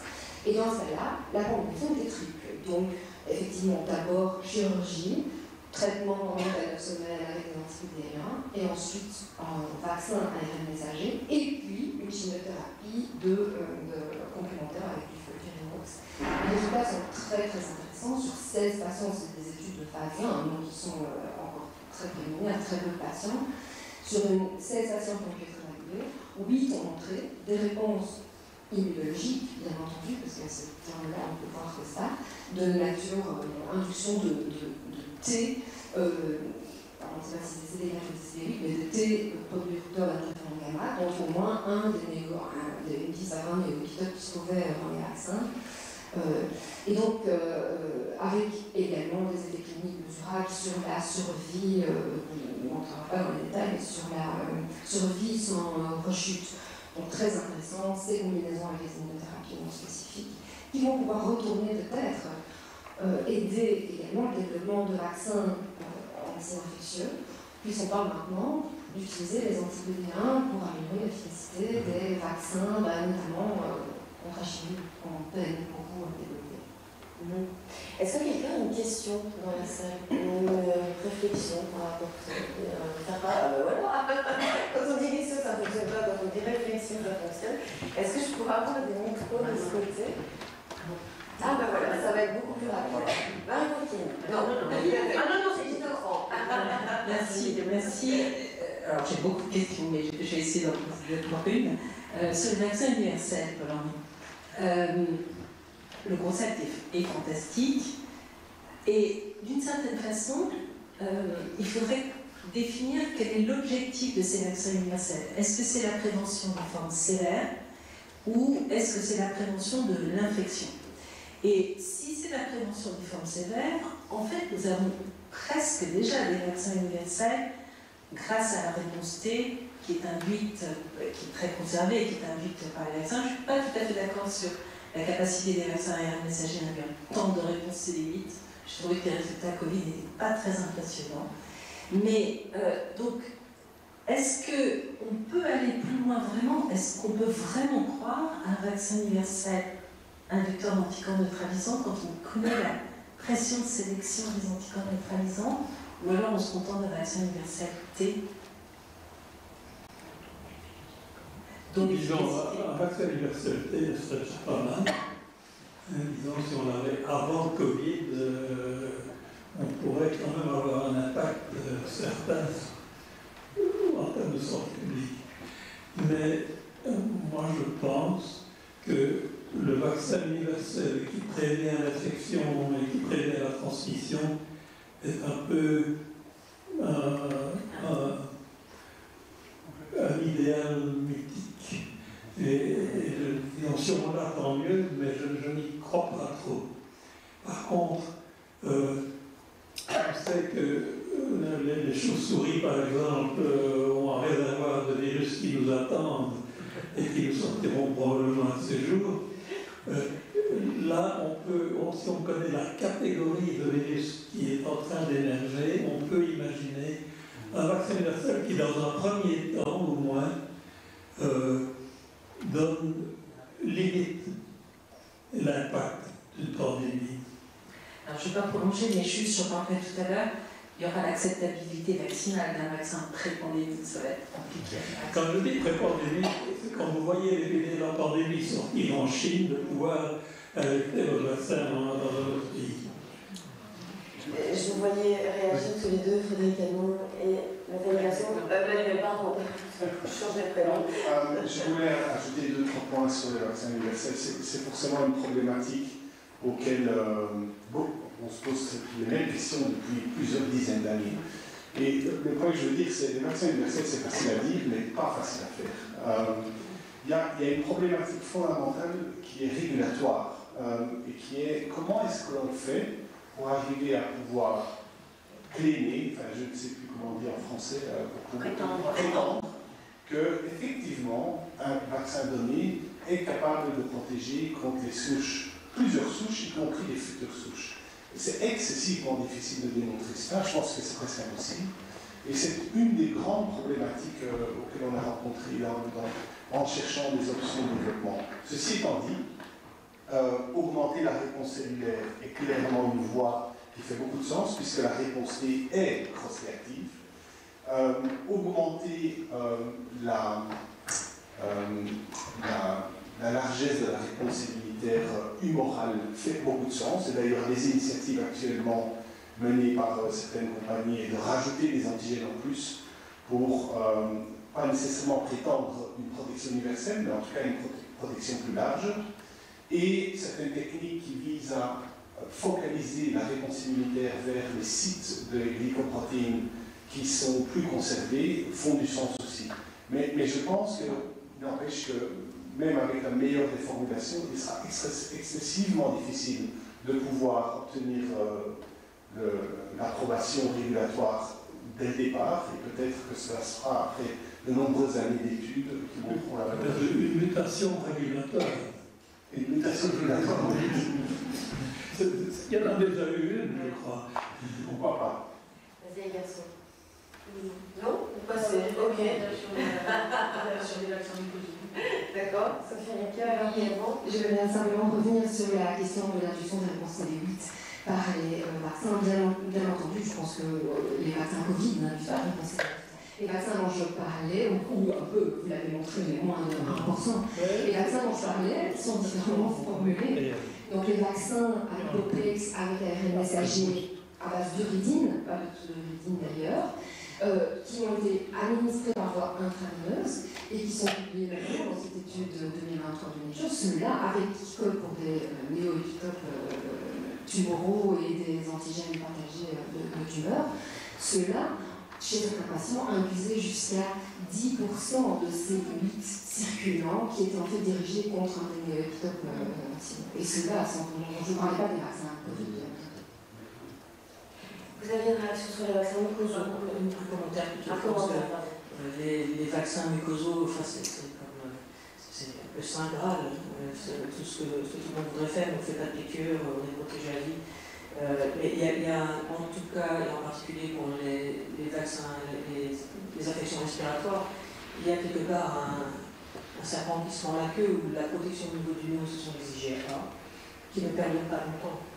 Et donc, vous vaccinez de façon intranasale, vous avez des IgA qui ne dureront, alors avant d'être infectés 2 semaines après, vous avez peut-être de la chance, mais qui ne dureront probablement pas assez pour diminuer le load, et c'est le principe, diminuer le load de l'infection pour que l'infection pulmonaire soit moindre et que ce que vous retransmettez aux autres, en tout cas quand c'est par les voies respiratoires, diminue. Et aujourd'hui, on regarde beaucoup une réponse mucosale, pas par l'administration intranasale, mais par l'administration intradermale en particulier. Essayer de stimuler la voie mucosale, puisque les compartiments sont, en général, ils sont liés quelque part de pouvoir générer une réponse qui perdurera et qui ne s'aura pas nécessairement à l'induction au niveau du nez, mais qui pourra s'exprimer au niveau du nez. Mais ça reste une des frontières de la vaccination, ça c'est clair. Merci. Jean-Michel Denis, je vais revenir vers vous par rapport à la pandémie, parce que maintenant on est vraiment en train d'évoluer dans la discussion. Il y a eu une harmonisation entre les pays européens qui n'a pas été optimale, bien que tout a été fait pour que toutes les décisions soient prises en même temps, etc. La leçon à retenir, c'est peut-être qu'il y en a quand même qui ont tiré un peu avant les autres à certains moments, notamment dans des décisions un peu hâtives, avec suspension, arrêt de vaccination avec un vaccin en particulier, ce qui a pu paniquer les uns les autres suite à certains effets secondaires. Ça, c'est quelque chose qu'il faut corriger. Vous avez déjà des plans pour corriger tout ça en cas de pandémie future? À part changer la nature humaine, ce sera compliqué. Ah mais ça... Parce que j'ai voulu faire l'exemple, je ne vais pas le faire avec les mêmes données, avec les vaccins adénovirus, les mêmes données, on a demandé à l'agence européenne, la Commission européenne a demandé à l'agence européenne à un moment de faire une analyse bénéfice clinique net. Combien sur 100 000 personnes allaient être hospitalisées si elles souffraient du Covid à un moment donné, lors de données épidémiologiques bien définies avec un virus particulier, du Covid-19 en particulier, mais un variant en particulier, et combien un vaccin pouvait amener sur ces 100 000 personnes d'hospitalisation liées à ces effets indésirables. Et stratifié par âge, éventuellement par sexe. Et sur la base des mêmes données, j'aurais fait voter ici, il n'y avait pas un avis majoritaire qui ressortait à 99%, certainement même pas 80%, voire 70%. Et donc, l'EMEA, l'Agence européenne du médicament, est un groupe qui est représenté dans ce comité où on a décidé de 27 États membres, parce que l'Angleterre n'y est plus, et on discute des mêmes données, puis on vote, et on a une recommandation d'autorisation, éventuellement de mise sur le marché, éventuellement de suspension, de contre-indication. Et donc la décision est majoritaire, ça vient de la Commission européenne, qui impose quelque part au niveau des différents pays les informations qui sont fournies par l'Agence européenne des médicaments. Ce que l'Agence européenne ne fait pas, c'est de comparer les vaccins entre eux, c'est de proposer des utilisations flavor news, c'est éventuellement de faire des stratifications plus avancées, par exemple par groupe d'âge sur base d'effets indésirables. Pourquoi ça ne le fait pas? Parce que ça permet justement, suivant la situation épidémiologique, suivant les pays, de décider dans leurs groupes nationaux, ici le Conseil supérieur de la santé, on appelle le NACTAG, et éventuellement après une décision ministérielle, une conférence interministérielle, notamment Régie, de prendre des décisions. Et donc forcément, ces décisions vont varier d'un pays à l'autre. Aujourd'hui, la recommandation de n'importe quel vaccin passe par là, y compris le remboursement. Et donc ça amène effectivement une disharmonie. Il faut bien se rendre compte que ce que fait effectivement en dernier l'Agence européenne du médicament, c'est de retirer ou suspendre tout un vaccin pour tout le monde, si peut-être bénéficiaire chez certains. Et dans les chiffres qui ont été montrés, quels sont les vaccins les plus utilisés? Ce ne sont pas les vaccins RN, c'est les vaccins adénovirus qu'on a suspendus chez nous. Pourquoi? Parce que nous, on a le luxe d'avoir le choix. Et puis on s'est retrouvé avec ces vaccins adénovirus en Inde, principalement en Afrique, pour des raisons de stabilité et d'utilisation, qui ont été les plus utilisés, avec les mêmes risques d'événements indésirables si on enlève une pharmacogénétique un peu particulière. Et donc là, le bénéfice clinique net était nettement supérieur au risque. Par contre, si en Belgique, vous avez le choix entre un vaccin ARN qui entraînera à un moment donné pour une population et que c'est dans votre priorité de vaccination, à savoir par exemple les plus jeunes, puisqu'on a passé les plus âgés aux plus jeunes, les moins de 55 ans, on dira, vous pouvez vous dire oui, je vais me passer d'un vaccin. Et c'est ce qui s'est passé. Certains pays qui avaient des orientations de vaccination ont dit on arrête les vaccins adénovirus, on préfère perdre un peu de temps à vacciner tout le monde avec des vaccins ARN, et puis d'autres pays ont dit oui, mais la charge aujourd'hui sur le système hospitalier, le système même économique est telle qu'on préfère accepter le risque qu'on informe, parce que le risque est quand même relativement faible. Hein. Ici, on parle de risque de 1, 2, 3 par 10 000 ou 100 000 supplémentaires, mais de continuer à vacciner. Et donc, ça reste des décisions qui sont très variables suivant un pays. Et c'est pour ça qu'on a une disharmonie. Mais il ne faut pas oublier que c'est grâce à la vaccination qu'on a eu un système qui n'a jamais été aussi bien harmonisé en Europe. C'est l'Europe qui a permis, à la différence des masques au préalable, grâce au vaccin, de faire des achats européens à des prix très raisonnables. C'est des vaccins, c'est moins de 30 fois la vaccination. Tout ça, c'est grâce à l'Europe. Et donc, c'est aussi grâce à l'Europe qu'on permet d'avoir au niveau national des décisions qui peuvent être différentes, qui n'est pas de suspendre les vaccins, mais de suspendre au niveau national le choix de décision de l'utilisation d'un vaccin ou pas. Donc, je pense que le système doit rester, et il ne faut pas penser que si on remonte le niveau de décision, on aura une meilleure harmonie, au contraire, on risque de créer beaucoup plus de tensions. Est-ce que dans le cadre d'une autre pandémie, et là je pose la question à vous, mais aussi à ceux qui sont dans la salle, peut-être Michel ou même Philippe Sansonetti si vous voulez intervenir, est-ce que dans le cadre d'une autre pandémie, les choix qui ont été faits par certains pays d'exclure certains types de vaccins après coup, de se dire on privilégie l'un plutôt que l'autre, ils vont être finalement des choix qui vont influencer ce qui va se passer lors de la prochaine pandémie. Est-ce qu'on aura autant de vaccins la prochaine fois, autant d'essais qui vont se faire, ou est-ce qu'on va dire on part seulement dans une direction parce qu'on sait que c'est ce que les pays vont choisir? On mise commercialement plutôt sur le mRNA plutôt que sur les adénovirus. par exemple. Sanitairement, pas commercialement. J'ai pas de micro, à vous de donner. Oui, mais après, il y a quand même un choix aussi des sociétés. Aujourd'hui, il y a des sociétés pharmaceutiques qui ont les moyens de produire aussi bien du mRNA parce qu'elles développent des plateformes. Les vaccins mRNA ont pu être produits en telle quantité parce que le gouvernement américain les a financés de A jusqu'à Z. C'est ça qui a fait que ça a été aussi vite aussi. C'était un choix, je n'ai pas jugé si c'est un bon choix ou un mauvais choix, mais c'est aussi ça qui a permis d'accélérer en plus des régulatoires qui fait ce qu'on appelle des rolling submissions. Ils évaluaient au fur et à mesure, ils attendaient. C'est vraiment ça qui a fait que ça arrivait très vite, que ce soit mRNA ou autre chose d'ailleurs. L'impulsion a vraiment été sur le mRNA. Je ne pense pas que un choix de prendre une plateforme technologique d'un certain fait commercial, je ne pense pas. La population est tellement diverse, et on a la possibilité d'avoir tellement de vaccins de types différents qui pourront répondre aux différentes populations, que ce soit à travers l'âge ou à travers la santé. Il y a aussi la question de la température, par exemple. Alors, je ne parle plus. Si, aujourd'hui, le mRNA, il doit être congelé. Il y a beaucoup de travail aussi qui se fait, je pense qu'il va y avoir une solution, mais effectivement, la stabilité et l'obligation de le faire à moins 80 était un obstacle terrible pour pouvoir l'enlever partout. Oui, ça limitait par rapport à cette pandémie. Transporter à moins 80 des milliers de vaccins dans des avions, c'est un peu risqué. Ou stocker. Voilà. Stocker sera possible avec le transfert de technologie. Je me tourne vers vous. Je voulais rajouter rapidement un point. Il faut bien se rendre compte que la technologie ARN est effectivement la technologie de choix pour produire des vaccins dès lors que l'on sait exactement ce que l'on doit mettre dans le vaccin. Si demain on a une pandémie de type variole qui démarre, on n'a aucune idée de ce que l'on devrait mettre dans un vaccin ARN et c'est probablement pas cette technologie-là qui sera utilisée.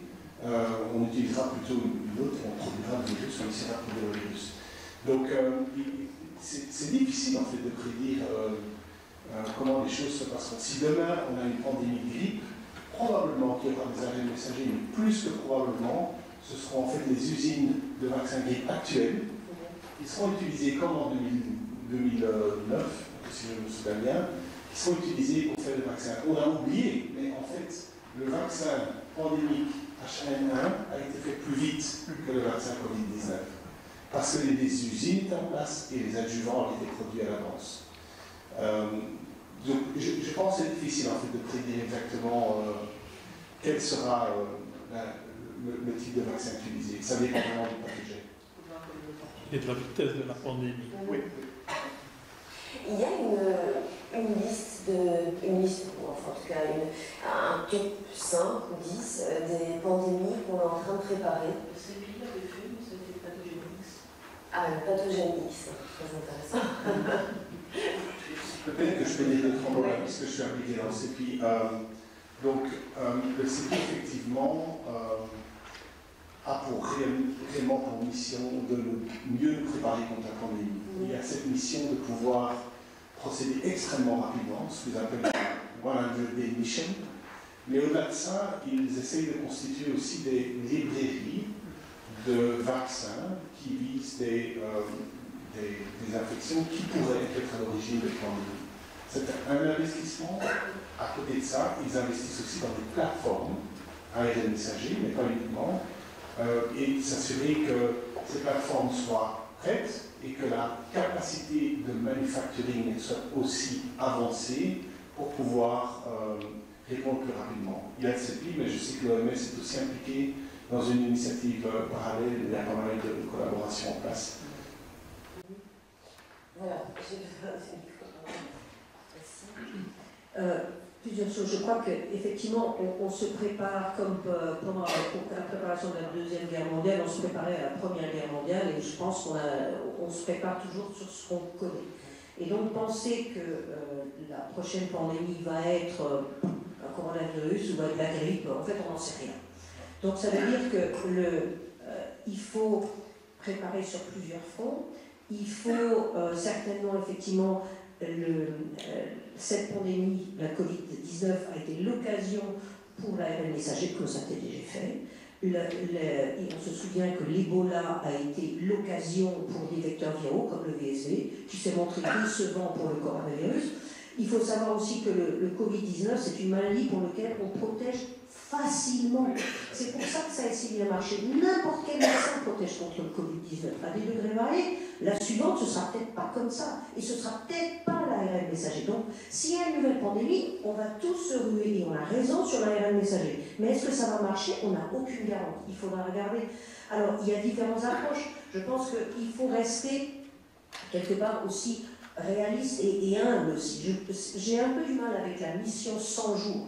Parce que prétendre qu'en 100 jours, on va avoir un vaccin qui va être disponible pour tout le monde, je pense que c'est mentir à la population et mentir au gouvernement. Mais ça rapporte de l'argent.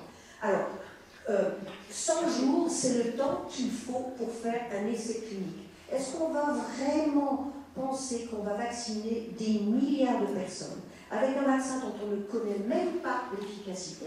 Je pense qu'il faut quand même penser qu'on a besoin de données, si on veut que nos concitoyens acceptent la vaccination. On va quand même devoir leur dire, écoutez, on a fait des essais et on a vu que ça faisait une protection. Eh bien, faire ces essais pour monter une protection, ça prend 100 jours, au minimum. Donc, je pense qu'il faut rester modeste dans nos ambitions, il faut se préparer. Ce qu'on sait aussi, c'est que faire des stocks, ça avait été fait dans le H5N1, une autre souche de grippe. Tous ces stocks qui ont été faits à financement important ont tous fini à la poubelle parce que tout le monde a jamais H5N1. Donc c'est très important de se préparer, mais il faut se préparer contre quelque chose qu'on ne connaît pas, le pathogène X, comme l'a rappelé Emmanuel. Et donc, quand viendra la prochaine pandémie, ce sera peut-être l'ARN messager qui va être la solution, ce sera peut-être autre chose. Et donc, une préparation uniquement dans une direction, à mon avis, est une erreur. Il faut rester ouvert et se préparer avec plusieurs interventions possibles. Merci. Professeur Colban. Merci.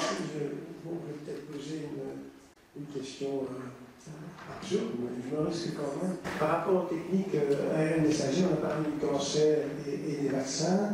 Je pense qu'il y a toute une série de recherches qui sont également dans la production de cytokines. Y compris d'ailleurs en permettant d'avoir cette production dans un temps limité en fonction du type de pathologie qu'on souhaiterait adresser.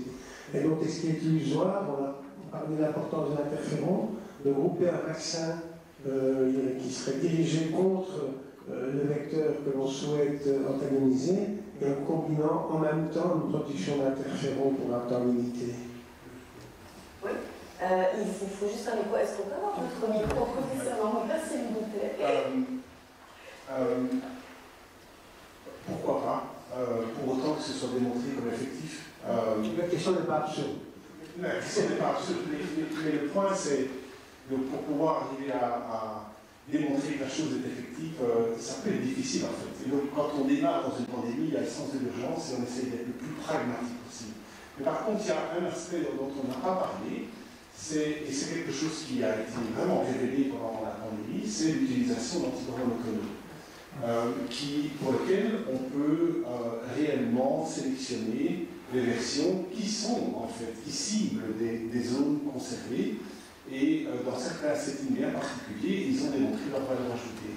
Donc là, je sais qu'il y a pas mal de recherches qui ont lieu. La méthode de production, le scale de production sont des choses qui doivent encore être améliorées pour pouvoir l'utiliser à large échelle.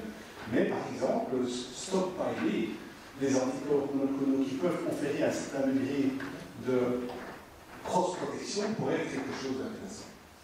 On va passer la parole au professeur Mathias de Watt-Répond et on va faire revenir un micro aussi ici devant pour le professeur Mollman.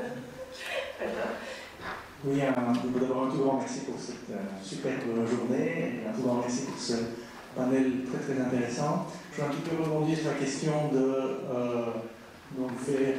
sur quelle technologie faut-il miser, quelle méthode, et bon, tu es d'accord avec Marie-Paul Guigny, je dirais que je suis économiste. Quand je regarde un petit peu, il y a eu ce rôle, de manière générale, je crois qu'en effet, le secteur privé et le secteur public ont bien coopéré, ça a été un succès. Maintenant, c'est vrai que dans le développement des vaccins, les États-Unis ont été assez remarquables. Bon, c'est quand même l'administration Trump, il faut l'avouer, de ce point de vue-là, ils n'ont pas été mauvais. Mais les BARDA en particulier, je dirais, qu'est-ce qu'ils ont fait? Ils ont regardé les firmes dans le monde entier. Ils ont décidé de concentrer l'argent sur 6 projets, 3 américains et 3 non-américains. Et en fait, par technologie, une américaine et une non-américaine. Donc BioNTech, en fait Pfizer n'a pas reçu d'argent de BARDA, ils sont arrivés après. Donc une biotech allemande plus Moderna, une biotech américaine. Puis il y a eu Johnson & Johnson, mais aussi AstraZeneca, donc anglo-suédois. Et puis il y a eu Novavax et Sanofi GSK, donc franco-anglais. Et donc ils ont, bon, c'est simple, hein, on ne met pas tous les œufs dans le même panier, bon, ils ont eu beaucoup de chance. Bon, c'était plus facile que le sida, hein, donc tous les 6 ont réussi. Mais c'est intéressant, l'Europe a décidé de créer ERA maintenant, etc. C'est intéressant de savoir, d'avoir un peu votre avis sur votre avis, jusqu'où l'Europe est occupée à se mettre au niveau, ou combien de chemin reste-t-il pour la prochaine pandémie. Merci. Qui souhaite répondre à cette question? Moi, je vais bien répondre en partie. Même si c'est les autorités américaines qui ont soutenu les vaccins, ce sont les firmes pharmaceutiques qui les ont développés. Et donc, il y a eu des partenariats publics-privés, on le veut pas, qu'il y a eu également au niveau européen. Ce qui fait que l'accessibilité des vaccins à 3 semaines près pour l'Europe et 10 jours près pour l'Angleterre était la même en Europe par rapport aux États-Unis. Donc, ce que fait ERA, et je pense que Michel pourra en parler aussi, je vais donner un micro, c'est effectivement concentrer les leçons qui ont été apprises déjà au niveau européen, mais également au niveau mondial pour réfléchir à la future pandémie, pour revenir sur les 100 jours. Vous savez très bien que ce n'est pas possible de développer en 100 jours un nouveau vaccin pour une nouvelle pandémie qui serait disponible sur 50% de la population mondiale, ça c'est une évidence, mais je l'ai mentionné, celui qui n'a pas de sa préparation prépare son interne. Et certainement que ce soit terrain, CEPI, NAFDA, il y a une série de leçons qu'on a tirées.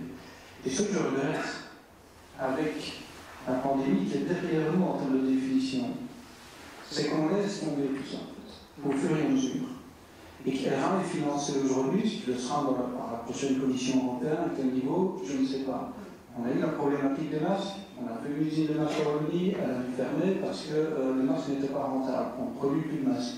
On a le problème des médicaments où on a été en pénurie aussi, on réfléchit à comment ramener toute une série de médicaments, et maintenant ça commence à descendre.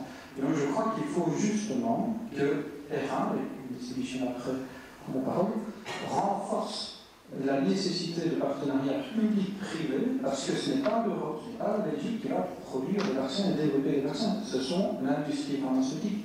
Le commentaire il y a 4, les pays dont 4 produire et développer des vaccins, ce n'est pas possible. Il y a l'expertise, la connaissance et il y a le développement qui est là derrière. Donc je pense qu'on a toutes les forces en Europe, et c'est également en Belgique par ailleurs, pour continuer à le faire, indépendamment de ce qui se fait même au niveau des États-Unis, mais en partenariat public-privé avec l'Europe bien évidemment. Un bref commentaire sur ERA, je pense qu'effectivement ça suscite pas mal d'espoir. Ceci dit, la question de savoir est-ce qu'on va pouvoir échapper à toutes les règles bureaucratiques qui caractérisent beaucoup de programmes de la Commission européenne, c'est une question. Ceci dit, et tu l'as rappelé, finalement le système d'achat et de distribution des vaccins en Europe a bien fonctionné, grâce en fait à la DG Santé, je pense qu'elle est représentée ici par une collaboratrice de Sandra Gallina. Et donc je pense qu'il est important effectivement qu'on mobilise au niveau de la Commission européenne les meilleures expertises en essayant effectivement autant que possible d'échapper au fonctionnement bureaucratique qui caractérise malheureusement trop de projets européens.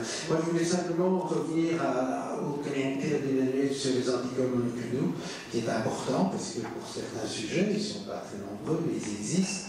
Ces anticorps sont la seule possibilité de se protéger contre les infections graves. La question que j'ai, c'est que, comme tu sais, aujourd'hui, il n'y a plus un seul anticorps monoclonal qui fonctionne sur les nouveaux variants, et on dit qu'il y a des évidences qui qui montrent que les traitements par anticorps monoclonaux peuvent en fait favoriser une mutation et l'émergence de nouveaux variants et peut-être par là même compliquer l'action des vaccins. Est-ce que tu pourrais faire un commentaire là-dessus? Je peux essayer. Je pense que, d'une part, dans le contexte de la pandémie, dès qu'un nouvel anticorps effectif était identifié, il était poussé directement dans le développement et souvent, ce sont des anticorps monovalents qui ont été utilisés. Par après, on a vu des cocktails. Et donc, la notion d'utiliser, enfin, et de finalement reproduire un peu ce que c'est la réponse humorale naturelle, qui est toujours multivalente, polyclonale, d'utiliser plusieurs monoclonaux au fil du sens. Je pense aussi que la compréhension de ce qu'on appelle la structurale vaccinologie, donc la vaccinologie qui est basée vraiment sur la structure, la conformation, continue à évoluer énormément. Et il existe, je sais qu'il existe certains candidats qui ciblent maintenant des zones de la glycoprotéine qui sont réellement conservées, qui ne changent pas. Et donc, le risque de ce qu'on appelle d'escape mutant, de mutants qui échappent à ce contrôle du monoclonal, pourrait être plus faible. Comme toujours, ça n'est jamais la panacée, mais clairement, et on l'a vu pendant la pandémie, pendant un certain temps, ces interventions étaient efficaces.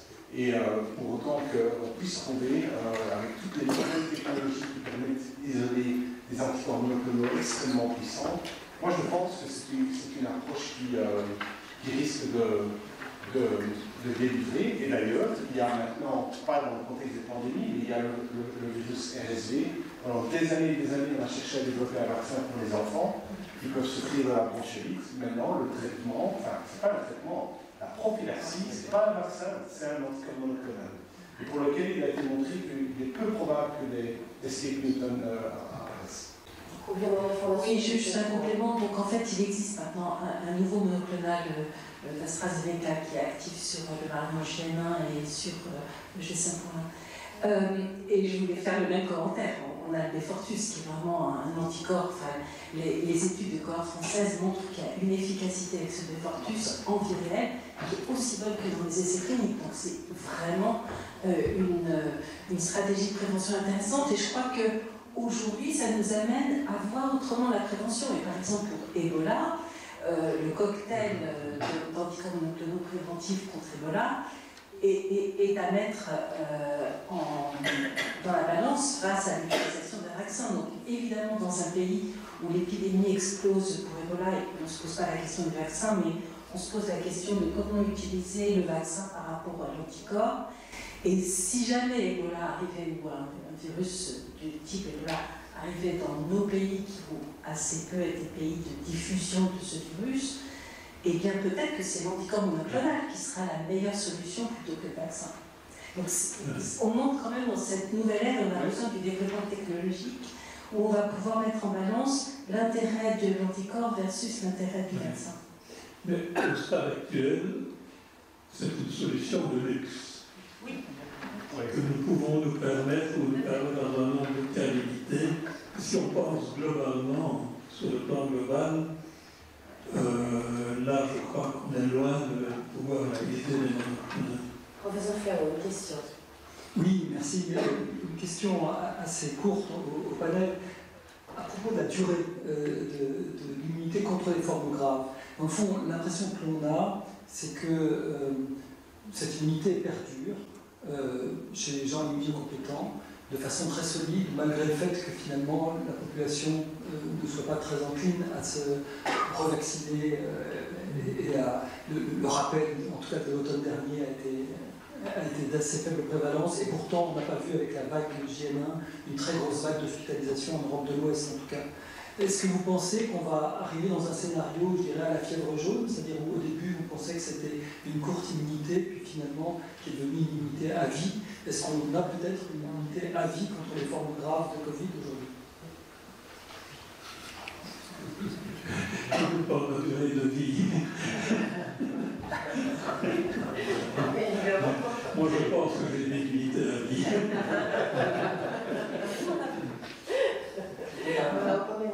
Une réponse. C'est qu'Evereux, et je ne suis pas immunologiste, mais j'évalue l'efficacité des vaccins et leur sécurité surtout. et l'erreur, c'est de confondre justement l'immunologie et l'efficacité clinique.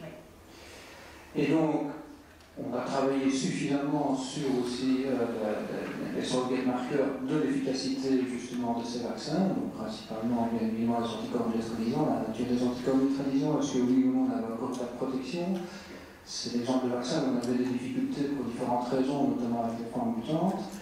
Et pourquoi justement est-ce qu'on perd une partie de la population? C'est mon avis personnel et je le partage.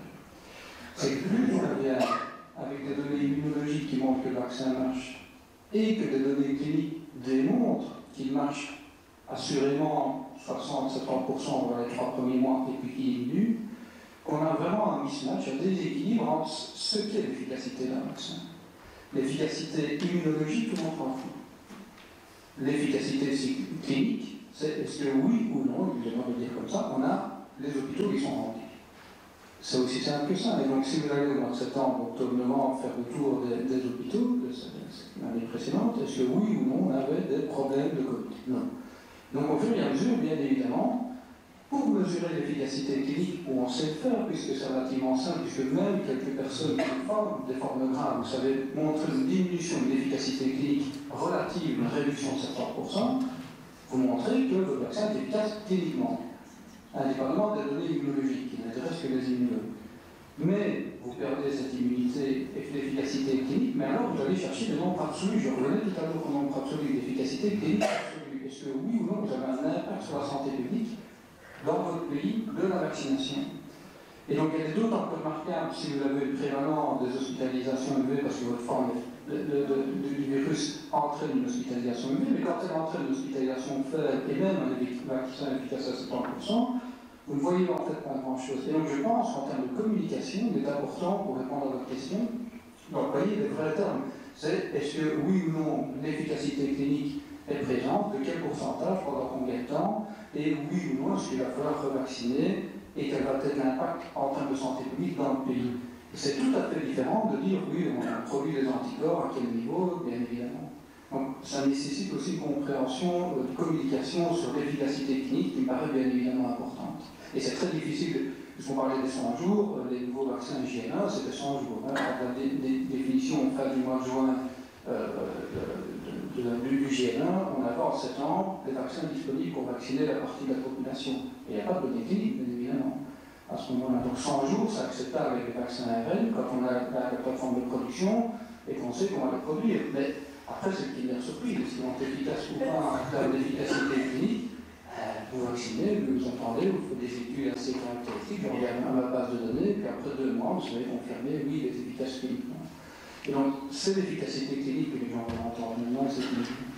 Mais la je voulais vous dire, la Wallonie est un très bon terrain pour évaluer l'efficacité clinique du booster, non? Vous avez une population témoin. Mais n'oublions pas qu'en termes d'efficacité, maintenant nous avons Omicron depuis novembre 2021 qui échappe à la réponse anticorps, mais qui est beaucoup moins pathogène. Donc les choses pourraient changer si c'est plus Omicron. On a une dernière question. Je voulais te poser une question.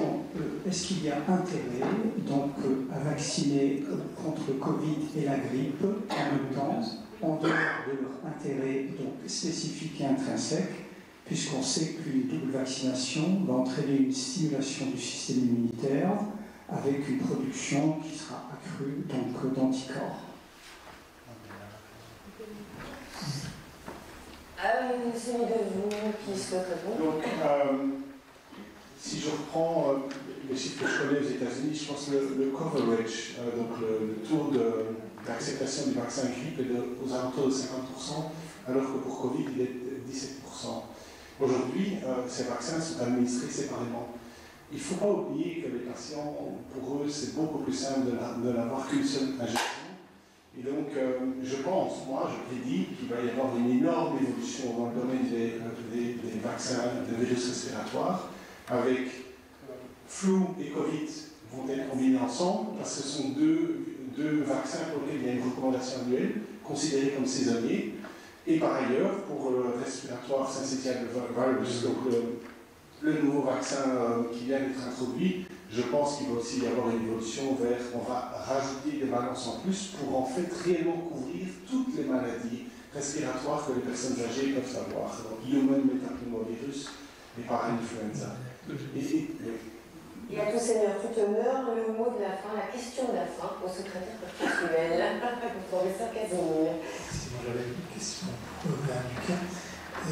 Par rapport au vaccin de médecine individuelle, finalement, puisque on dit de plus en plus qu'il y a un cancer potentiel.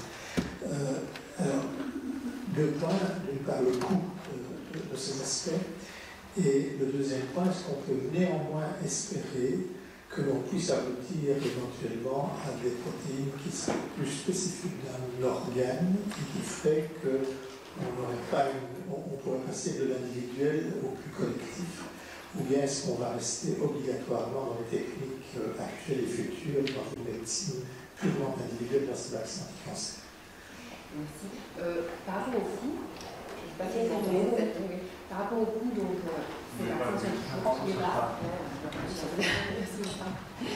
par rapport au coût, donc, ces vaccins sont toujours à des stades de développement très précoces, phase 1, phase 2. Ils risquent de coûter très cher parce que, effectivement, les analyses qui sont nécessaires derrière pour les développer sont absolument chères à la caisse. Et si en plus ils doivent être combinés à des immunothérapies à base d'anticorps immunostimulants qui elles sont incroyablement chères, on va se retrouver face à un problème significatif du coût de cette médecine personnalisée. Par rapport à votre deuxième question sur est-il possible d'identifier des antigènes quelque part qui soient spécifiques d'organes, spécifiques de tumeurs?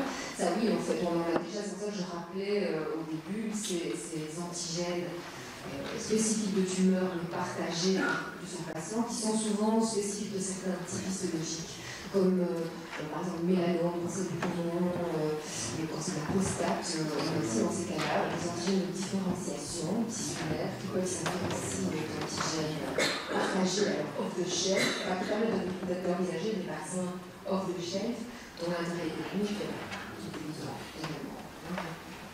Merci à tous. Je pense que là, le temps commence à se décompter.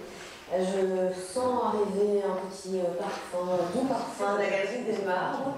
Un petit rappel pour ceux qui nous regardent en ligne, la séance est accréditée évidemment auprès d'Inami. N'oubliez pas d'envoyer vos emails à contact@rmb.be, vous connaissez. Ça vaut pour tous les médecins qui sont en Belgique, que vous soyez ou non membre de l'Académie. Cet après-midi, restez avec nous, on a un très beau programme, 3 sessions encore. On va parler de santé publique, de liberté individuelle, de modèle épidémiologique de santé globale. On se retrouve à 14h. En attendant, bon appétit à toutes et à tous.